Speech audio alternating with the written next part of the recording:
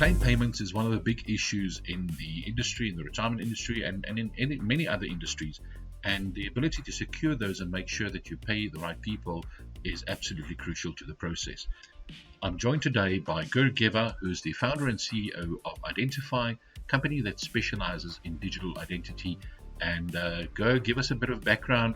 How did you start with the business? Where does this come from? And then maybe just give us an overview of what does facial identity work? How does it work? What is it all about? Great. Chris, first of all, thank you very much for having us here and sharing information with the wider audience. I think it's unbelievable what EBnet have built, just that immersive, innovative experience that we saw from last year's conference, and it's just an honor to be put in front of such important stakeholders. So really honored to be invited, and thank you for having us. The story that I always share, that we always share about how we started the business and why we have such a burning passion for what we do is a very personal one. My daughter's 6 years old now. 5 years ago, she was 1 year old, and we didn't have a large apartment at the time, and it was taking her some time to learn to walk. My wife is a pediatrician, and by the time she turned 1 year old to the hour, she hadn't hit the milestone of walking. So my wife started to search very vociferously on a Property 24 to buy an expensive, huge mansion, apparently to teach my daughter to walk. But obviously we couldn't afford the mansion. There must have been other confounding reasons to buy the mansion. So I took my daughter down to the local Greenpoint Park, and it was a very beautiful 6 weeks, and I taught her to walk, her little feet on the grass and the ducks and the geese and the Nike athletes running around, and it was a really beautiful time. And in 6 weeks she was walking. About 2 months later, I was relaying the story to a friend of mine, and they said they had a very different experience. Their housekeeper was pushing their 3-year-old toddler, who was asleep at the time in the pram, when a gentleman approached their housekeeper with 40,000 rands cash in a tog bag and said, if you take the cash in the tog bag and go left quietly, just give me the pram and I'll go right quietly. And I was extremely shocked that 80% of the shock was, how does a person steal another person's child? I do understand, I don't condone, but I do understand you steal a piece of property, you steal a laptop, you steal a car, as long as there's no violence involved. I can understand if your kids are starving, I kind of get it. But to steal another person's child is absolutely depraved. And when we looked at it, we saw that all the crimes that are committed, whether it's child trafficking, human trafficking, drug trafficking, terrorist activities, that money needs to be washed. And when it's washed, the last thing you want to do when you're washing money is be traced back to the actual crime. And what you do is you separate your identity from the money deposited. And the way you do that is you steal innocent people's identity. So that is the link between money laundering, identity theft. That is the link between why it's such a personal story. And the reason I share that with you is we decided when we started this business, if we couldn't do it properly, we weren't going to do it at all. And one of our culture lines is, in God we trust, everybody else must bring data. So when we built out the tech, when we built out the face match accuracy, when we built out the whole platform, everything was statistically tested, externally verified to make sure we could bring a proper product to stop a real problem and stop identity theft in Africa. Touching story and fascinating origins. Yes, absolutely. All right, so practically, what is face recognition all about? It sounds very science fiction. So, give us some of the details. How does it work in practice? Sure. I think it's important to differentiate between facial recognition, where you're walking in the street and there's a camera that you're not aware of that recognizes your face and for monitoring and criminal purposes, to face authentication. Right. Face authentication, you're engaging an app or a browser experience of a financial service that you know and trust, of which you are a client, and they communicate with you directly in person at the time, remotely, via your app, and say, we need to authenticate you. Are you willing to, and are you happy to authenticate? So there's a much higher level of awareness and opting in. I think the easiest way, if I may do a screen share, I think that would probably be the easiest, is that the first process is to take a selfie and prove that you're actually biometrically alive. I'm speaking to Chris Brits, but how do I know it is actually Chris? How do I know you're on the other side of the laptop or other side of the mobile phone? You need to take a liveness selfie. So it's not a static selfie. You need to prove biometric liveness that proves you're actually there. The second thing we do is we ask the customer to take a picture of their identity document so they can match the selfie to the ID document. There are still risks with that because you can forge and manipulate ID documents. And therefore, in South Africa, we have the luxury where we can engage under certain, very, very certain strict conditions, the DHA image to do a three-way match. So one of the things that's important to understand is the quality of the liveness detection is paramount.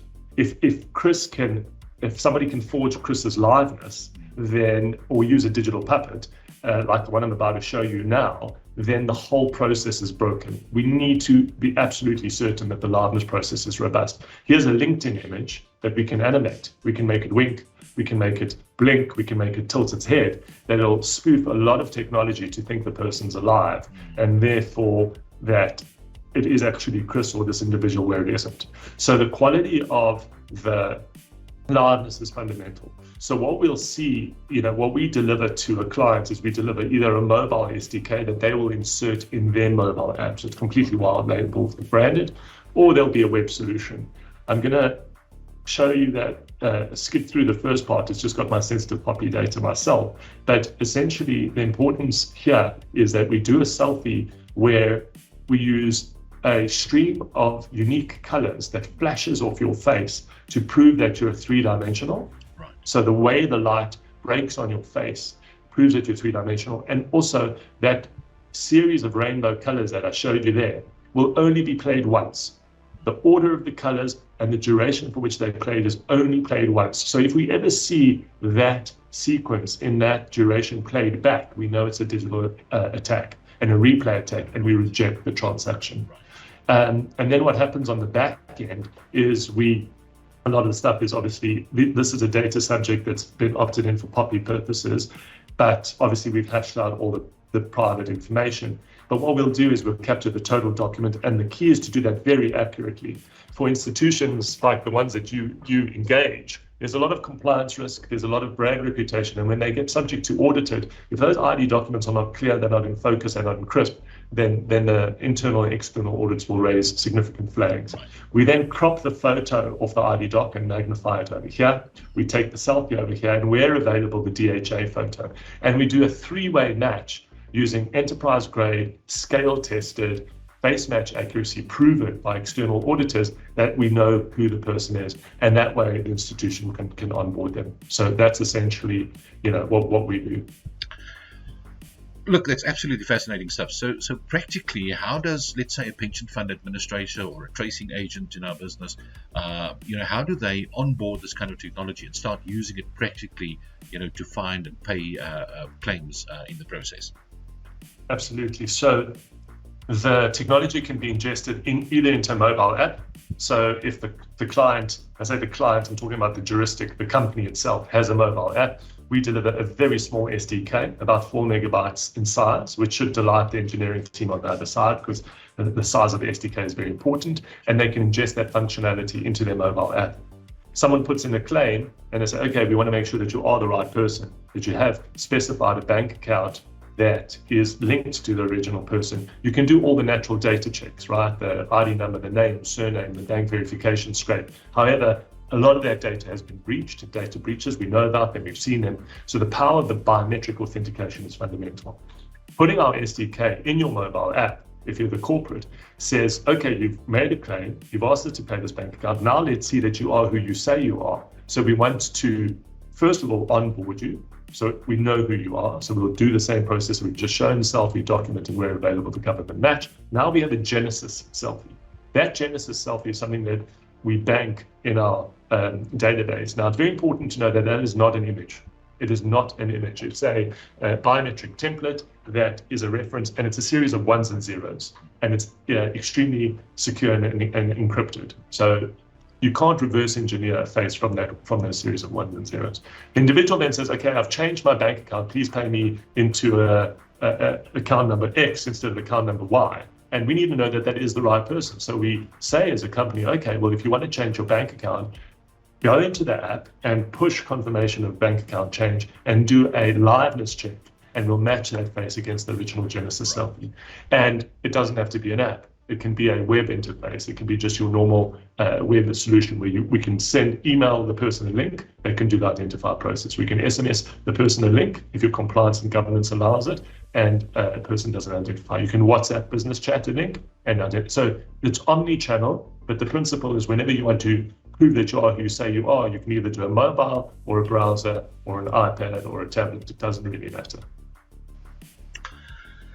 So looking ahead at the future, I mean, where is all of this going? I know that there's talk about SSI, which is I believe called self-sovereign identity, where, previously all your data used to sit all over the show, and it's moving more towards a centralized kind of system, in the new sort of Web 3.0.